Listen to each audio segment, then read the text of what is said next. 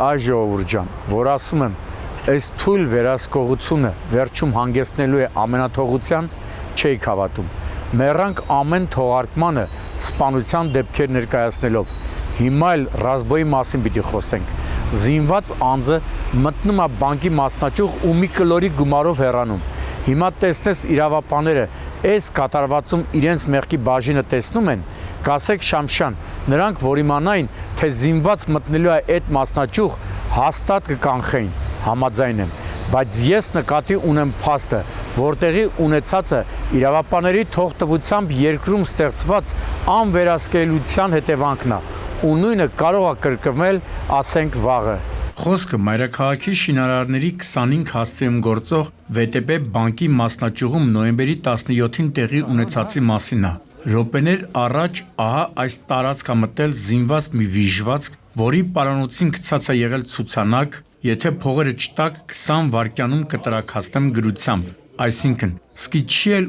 ուզեցել լեզու թրջի աշխատակիցների հետ, երևի որ հետո ձայնով չճանաչեն, ստեղի աշխատակիցներն էլ ամենևին չեն համարել, որ բանկի փողերը իրենց կյանքից ավելի կարևոր են ու ստահակին են հանձնել խոշոր չափի գումար, ավելի ստույգ, ավելի քան 1 միլիոն դրամ։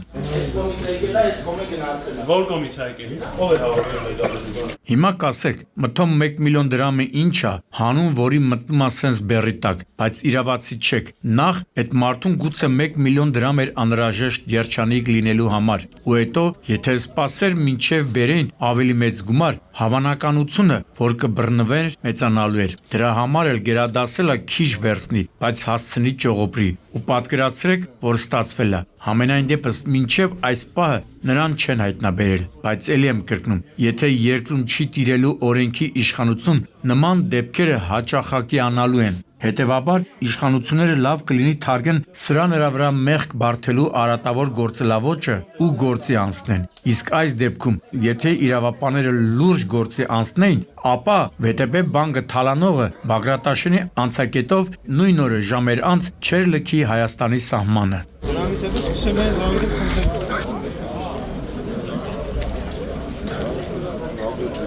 Այս գազի բալոնով էլ ասել եք տրաքասն։ Այ մարդ, ախր ինչքան պետք է ասենք, որ թարգեք այս գազելները շահագործել։ Լավ, էլ ինչ պետք է լինի, որ հասկանաք, սրանք խաձիաչի փորձանքներ են, ու քանի որ հանրապետությունում արկա գազելների մեծ մասը շահագործվում է մարզերում, հենց մարզերում էլ արձանագրվում են դրանց մասնակցությամբ ամենաշատ պատահարները։ Արմավիր քաղաքում գործող գազալացակայաններից մեկում ենք, որտեղ րոպեներ առաջ պայթուն է հնչել այ այս գազելի գազաբալոնը լիցքավորելիս։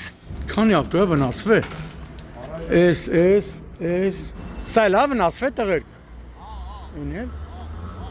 Էս էլ։ Այո, պայթունն այնքան ուժգին է եղել, որ գազաբալոնի մասը պոկվել ու մոտ 200 մետր շպրտվել էր, իսկ հարևանությամբ գտնվող մեքենաները վնասվել էին։ Նու որոշ առումով գուցե համաձայնեմ, որ պատճառը ոչ թե գազելն է կամ դրա գազաբալոնը, այլ լիցքավորման ընթացքում թույլ տրված սխալները, բայց դրանից խնդրի էությունը չի փոխվում։ Ինչի եմ սենց ասում, որովհետև եթե հիշում եք, ոչ վաղ անցյալում էլի դեպք էի ներկայացրել, երբ գազելի գազաբալոնի լիցքավորման ընթացքում պայթուն էր հնչել։ Մի խոսքով արդեն ձայներս կտրվել է, թարգեք գազելի շահագործումը գոռալու հետևանքով։ Հիմա հասկանանք, թե բացի ժեշտից մարդ ուժել է, թե ոչ։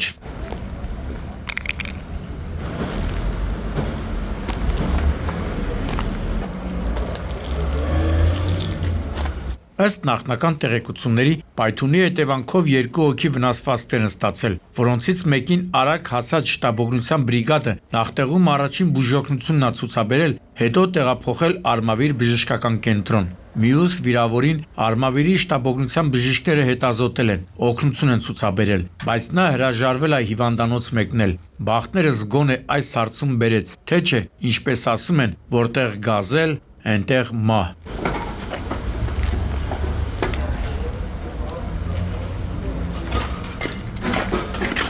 Տեղից թռե, բայց էդի որ մեկի բալոնն է,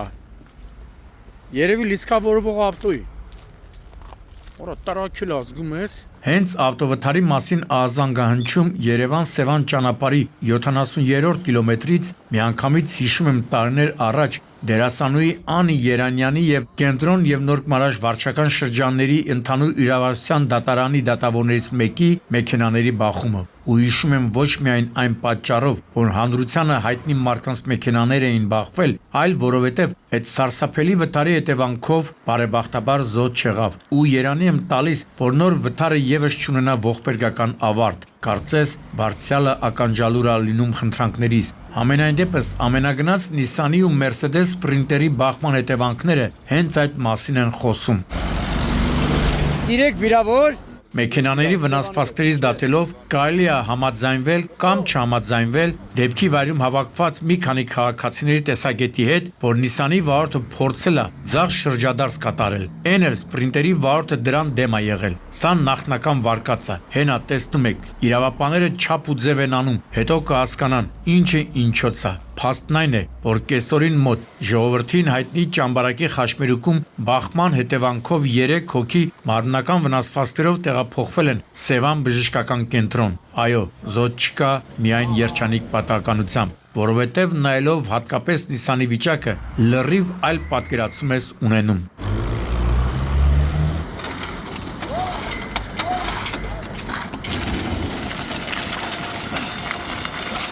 Հիմա երկու դեպքի մասին, որոնք թվում է չունեն նմանություն, սակայն դա միայն առաջին հայացքից։ Էլ չեմ խոսում, որ իրականում լիքը մտածելու տեղիք են տալիս։ Սկսենք Աբովյանից դեպի Նորհաջ ընտանող ճանապարհին կամրջի հարևանությամբ տեղի ունեցածից։ Ինչպես տեսնում եք, օրը ցերեկով իրար են բախվել Մերսեդես ու Ջիփ Մակնիշի մեքենաները։ Այս անգամ ոչ թե գազալցակայանի աշխատակցին է օգնություն անհրաժեշտ եղել, այլ վթարի վայրի հարևանությամբ գործող գազալցակայանի աշխատակիցներն են օգնության հասել։ Ուշադրություն, 6 վիրավորի։ Էս իրար է այդ վթարները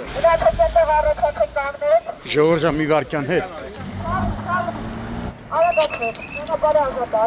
Ընդհանուր 6 վիրավոր, հա։ Դատելով մեքենաների ստացած վնասվածքներից կարելի է եզրակացնել, որ բախումը ճակատային է եղել։ Ասել է, թե մեքենաներից մեկը դուրս է եկել հանդիպակաց երթևեկելի գոտի, իսկ դա տեղի է ունենում հիմնականում, երբ փորձում են առանց համապատասխան տեսադաշտի վազանց կատարել։ Մի խոսքով, էլի գործ ունենք ճանապարհային երթևեկության ամենատարածված խախտումներից մեկի հետ, բայց հիմա ձեր ուշադրությունը ցանկանում եմ սևեռել մեկ այլ հանգամանքի վրա։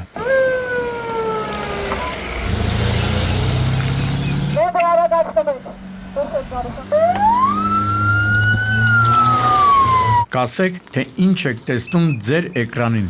Ճիշտ է, վթարված մեքենաները, իսկ որտեղ են նրանք գտնվում։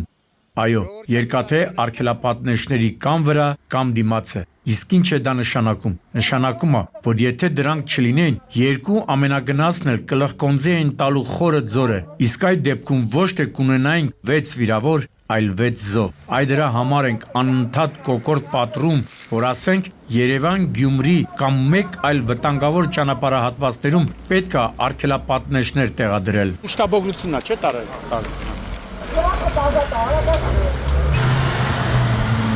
Դե հիմա խնդրում եմ ստեղ նայեք։ Չարաբաստիկ Երևան-Երասխ ճանապարհն է, որտեղ առավոտ 7:45-ի սահմաններում Արարատի մարզի բնակիչ 38-ամյա Հենրիկը Լադայով այն թափ բնակավայրի վերջնամասում վրաերթի է ենթարկել կին հետիոտնի։ Դե գիտեք, թե սա ինչ սարքած ճանապարհ է։ Վարորդներից շատերը չեն կարողանում զսպել արագություն բացելու գայթակղությունը։ Փաստորեն Հենրիկը բացառություն չէր։ Վրաերթից հետո նա փախուստի չի դիմել, ահազանգել շտաբօգնություն, սակայն դեպքի վայր հասած Մասիսի բժշկական կենտրոնի բժիշկները արձանագրել են հետիոտնի մահը, ընդ որում հարվածն այնքան ուժգին է եղել, որ մահացածի երկու ոտքերը ծնկից ներքև կտրվել էին։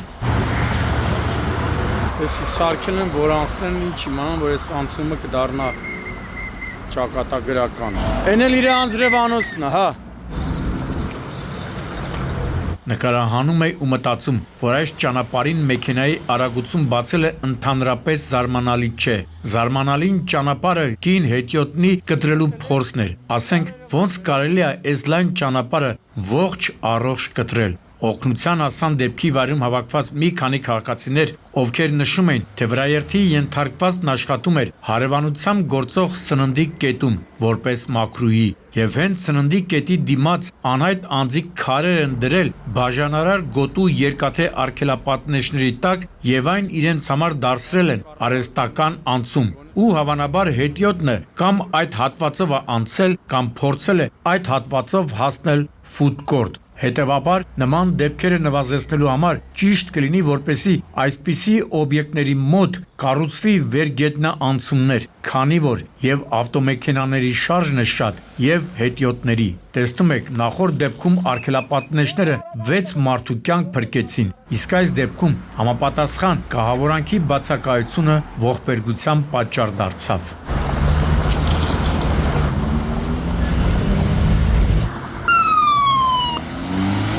Ասում եմ, չէ, ինչ չենք տեսել, տեսնում ենք։ Իհարկե լավ է, որ Հայաստանում գնացներ են գնում գալիս, թող Թրամփն էլ դրա մասին իմանա։ Նենց չի, որ ոչ ոք այդ ենթակառուցվածքների տեղը չգիտեր ու ինքն է մեզ սովորեցնելու։ Ուղղակի վատն է, որ այդ գնացքների շարժը սահուն չի ու որոշ դեպքերում հանգեցնում է ողբերգության։ Կասեք Շամշան, հերիք է փիլիսոփայես, ավելի լավ է դեպքի մասին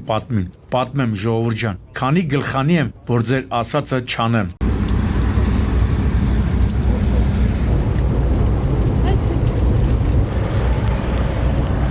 Սաղեջ, կասեք, թե ինչ գործ ուներ Volkswagen Touareg-ը Լոռու մարզի Լեռնապատ գյուղի այս հատվածում։ Տպավորություն էր, թե վարորդը ցանկացել է ինքնասպանություն գործի ու սրանից ավելի հարմար եղանակ չի գտել։ Կյանքի իրավունք ունեցող վարկած, որովհետև եթե անգամ ամենագնացը, դժվար թե կարողանաս ճանապարհը սենց կարճ կտրես։ Փաստորեն, առավոտյան 9-ի սահմաններում Touareg-ի վարորդի ձեռնարկած փորձը փորձանք է դարձել։ Տասնյակ վագոններից բաղկացած բեռնատար գնացքը, ինչպես տեսնում եք, մխրճվել է ամենագնացի մեջ։ Ավտո խանգարը մածես, ու կրանը գամուդի։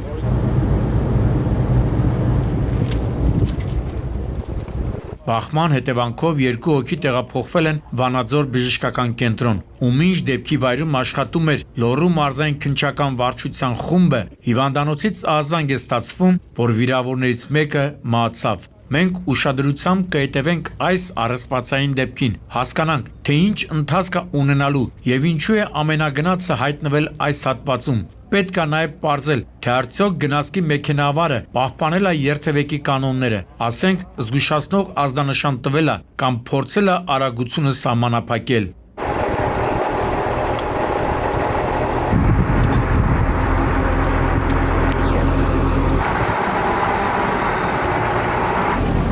Գագիկ Շամշան, Սուրանկյուն։